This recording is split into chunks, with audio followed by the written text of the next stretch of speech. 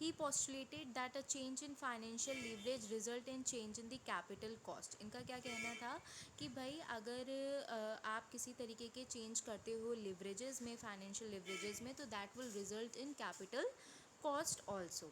इसी को इन्होंने अदर वर्ड्स में बोला है, if there an increase in the डेप्ट रेशियो मैंने बताया था ना, इक्विटी डेप्ट रेशियो जो होता है वो, if there is an increase in डेप्ट ratio capital structure will also increase and the weightage average cost of capital decrease which results in higher firm value. तो इनका क्या कहना था कि अगर आपका डेप्ट रेशियो बढ़ेगा, डेप्ट रेशियो की वजह से कैपिटल स्ट्रक्चर बढ़ेगा, और कैपिटल स्ट्रक्चर बढ़ने की वजह से क्या होगा, जो weighted average cost of capital है वो आपकी डिक्रीज़ होगी, एंड विद दैट रिजल्ट क्या होगा, जो आपकी फर्म की जो वैल्यू होगी वो क्या होगी, बढ़ेगी. तो ये इन्होंने एक रिलेशन प्रपाउंड किया था. ठीक है.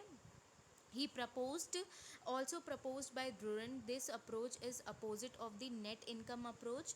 In this the absence of taxes.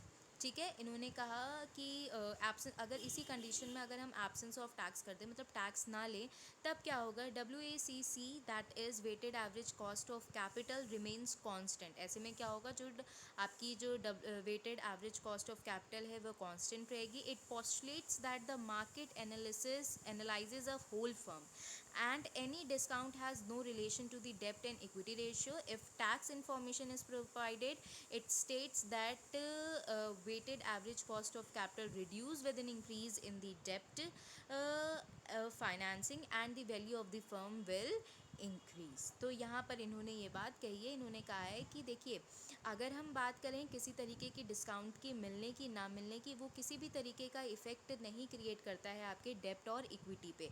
So hence आपका डेप्ट और इक्विटी रेशियो में किसी भी तरीके का कोई भी चेंज नहीं आएगा.